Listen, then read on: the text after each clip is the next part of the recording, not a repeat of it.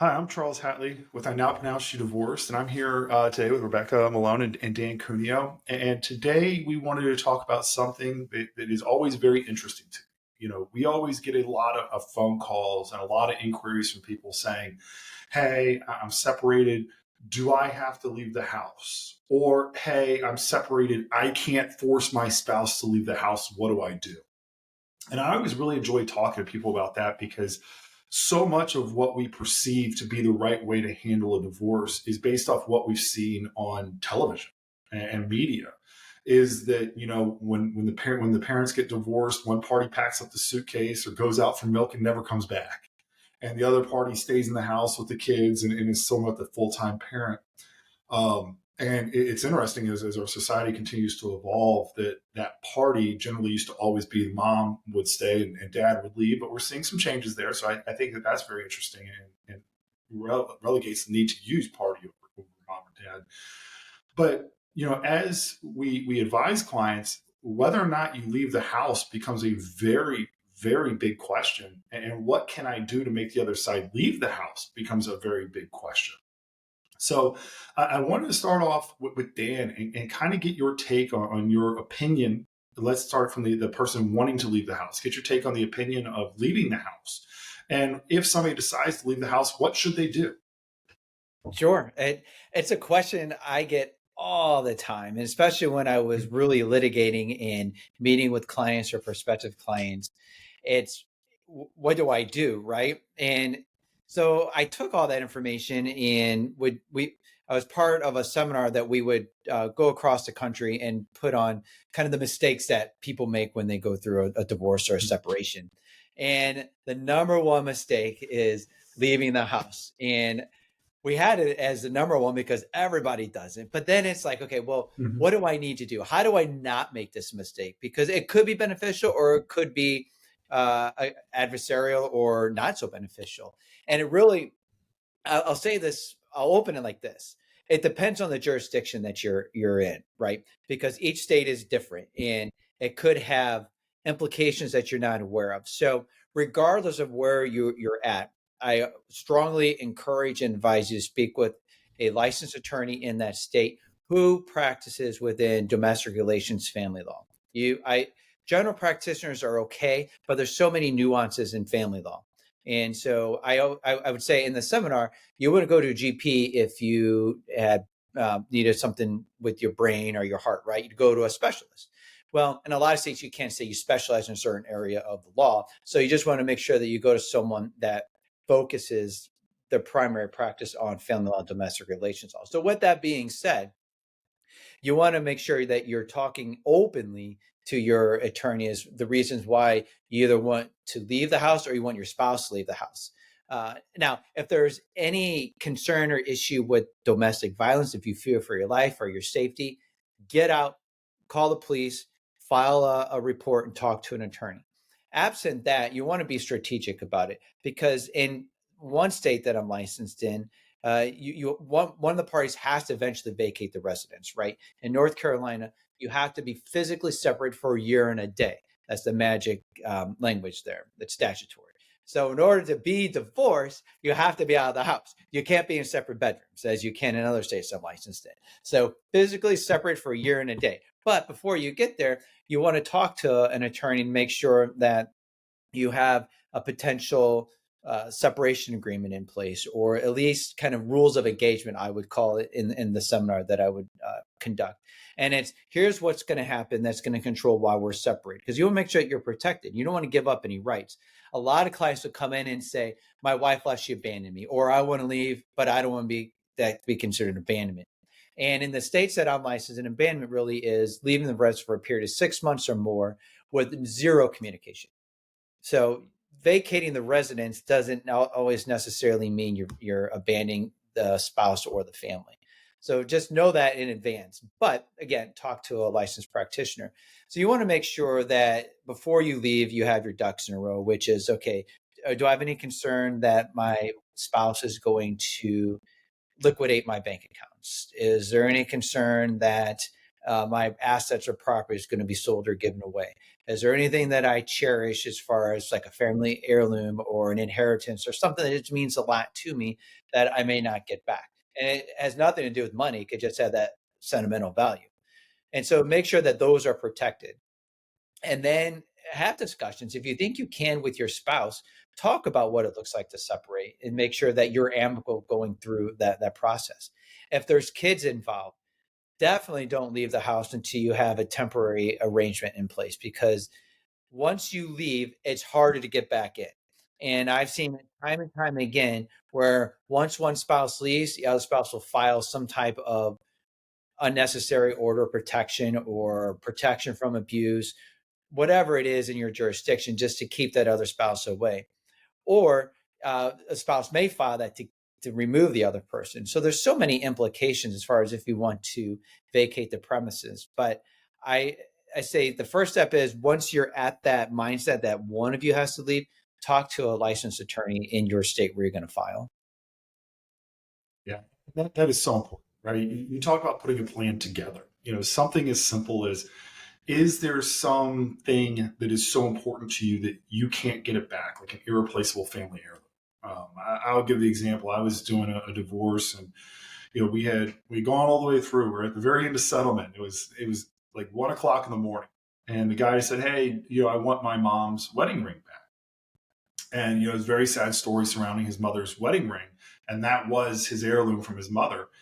And the other side said, "Oh yeah, I pawned it for $5." And she just said, "I did it because I was mad at you."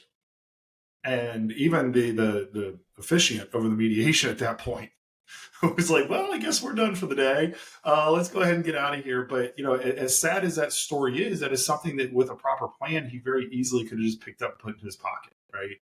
And that's why it's so easy to sit down and talk to somebody first. Rebecca, when you're talking to people, let's look at the other side of the coin. What do you tell somebody that says, "I want the other side out of the house," and they won't leave? Yeah.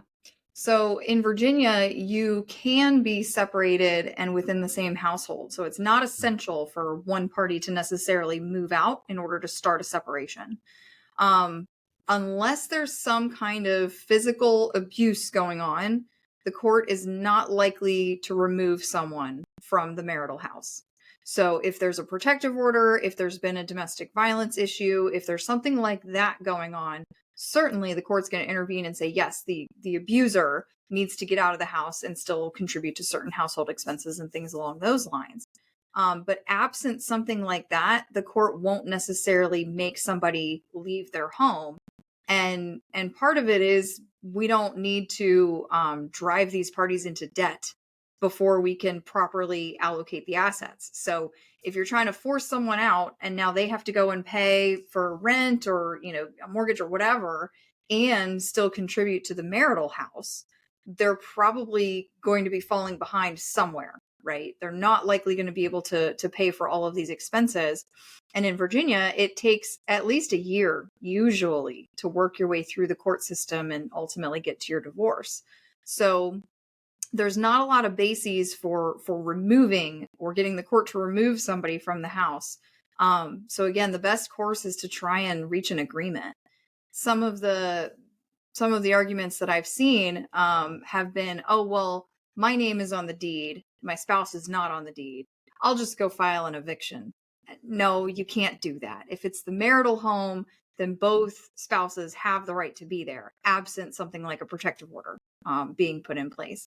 So it doesn't matter whose name is on the title, who bought it, who's been paying the mortgage. The court's going to say, if this is the status quo, both parties are living in the same house in different rooms, that's what we're going to maintain through the separation until we can get to a divorce and figure out what we're doing with the property. Yeah, I know in Virginia, during the penente lite, the temporary order phase, there is something called exclusive use and possession of the marital home. And that is outside of a protective order. Can you kind of walk us through what is exclusive use and possession of marital home and what would constitute the court ordering that? Right. So again, if there's been a protective order, if there's been domestic violence, then also your divorce court may say, and we're also giving exclusive use and possession. Certainly, they can kind of just layer it on. It's just another layer of protection.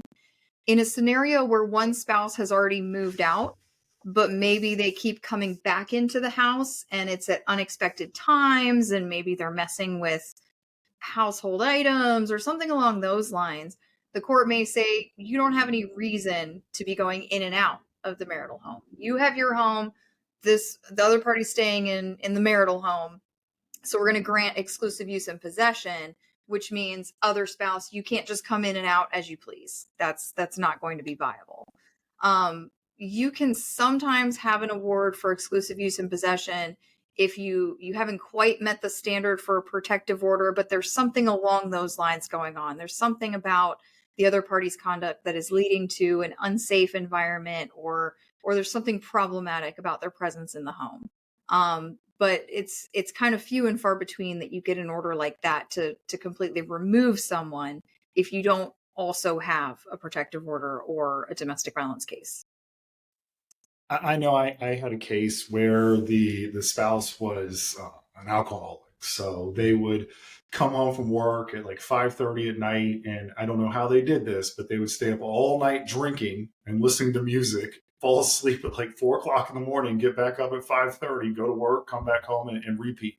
Mm. And so we were able to get exclusive use and possession based off the extreme annoyance of that and what it was doing for the children.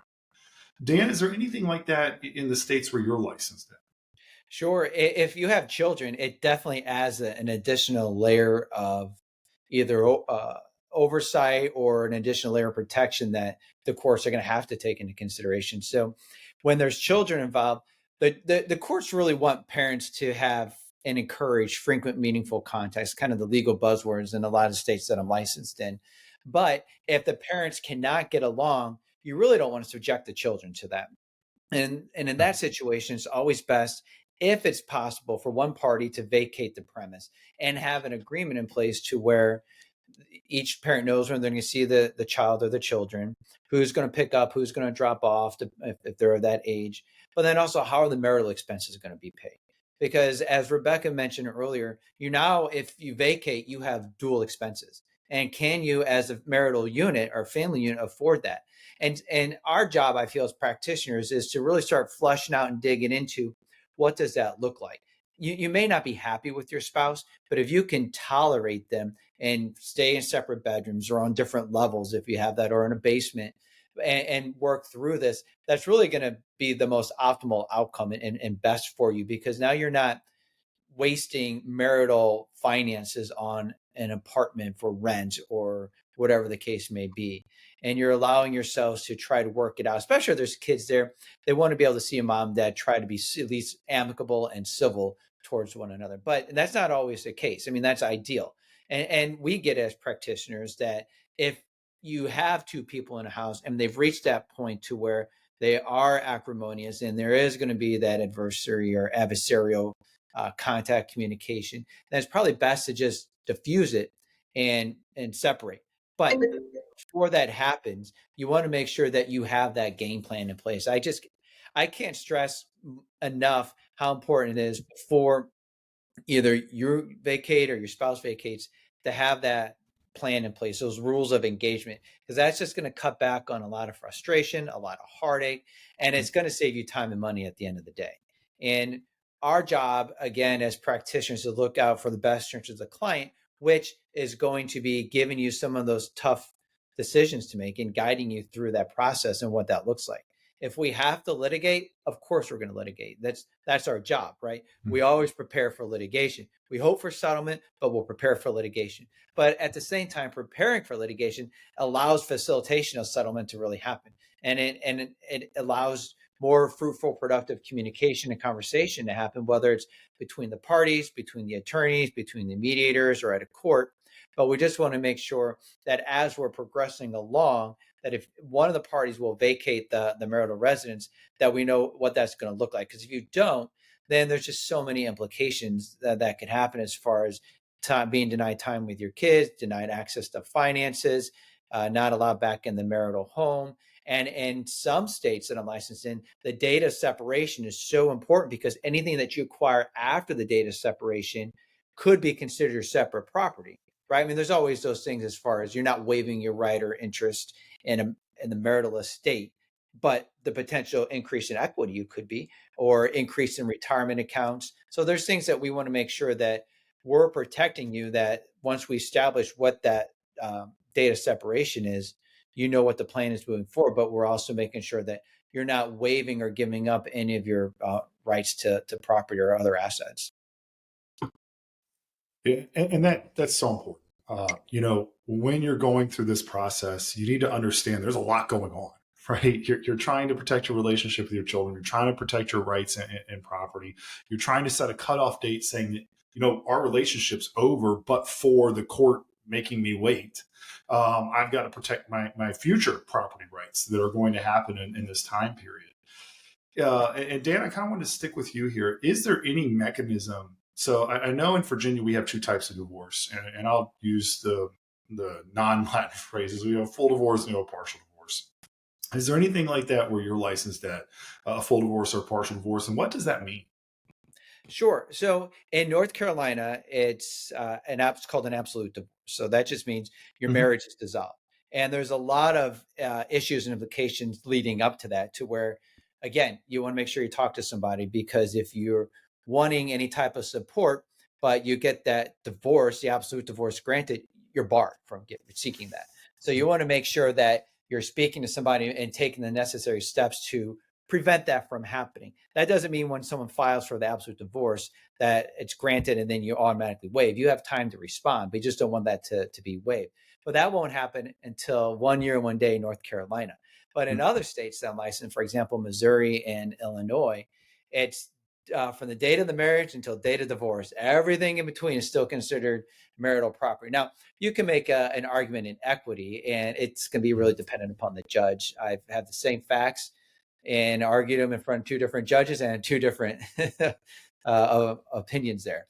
But you want to make sure that once you separate, again, you have that plan in place. But in Missouri and Illinois, you're either married or you're divorced. You can be legally separated for sure, and you can have that while you're going through. And if you can come to terms as far as what you agree upon, then that can be put into the actual divorce decree. But as far as partially divorced or divorced, not in those states. Now, in Missouri, you can file for legal separation, and in Illinois, you can too. And what that means is you're going through the exact same process as you would with a divorce. But at the end of the day, you're essentially saying, judge, court, I want to protect myself, but I'm not sure if this marriage is going to work out. We haven't reached a point where we want to dissolve it, but I just want to make sure that we're doing what we need to do to protect ourselves. Now, the benefit to that really is just only a handful of things. It could be if you truly want to work on the marriage, sure, maybe legal separation is the route to go, but you're still married. So you want to make sure that you put into that agreement that any assets or debt that's acquired would be considered that other person's property or debt, depending upon the situation, of course. But others do it for religious reasons. I've seen that a lot. So that's a pretty big issue on why others would come in and say, we just want to be separated. You could get an annulment. Those are a little bit more challenging and harder because there's only certain grounds for the court to actually annul the marriage. Is basically if it was void or voidable or under some type of criminal circumstances. But absent that, it's really going through the actual divorce process where I'm licensed. Hi, this is Dan Cuneo with I Now Pronounce You Divorced. Thank you for taking time to listen to this week's podcast. Please join us next week for part 2.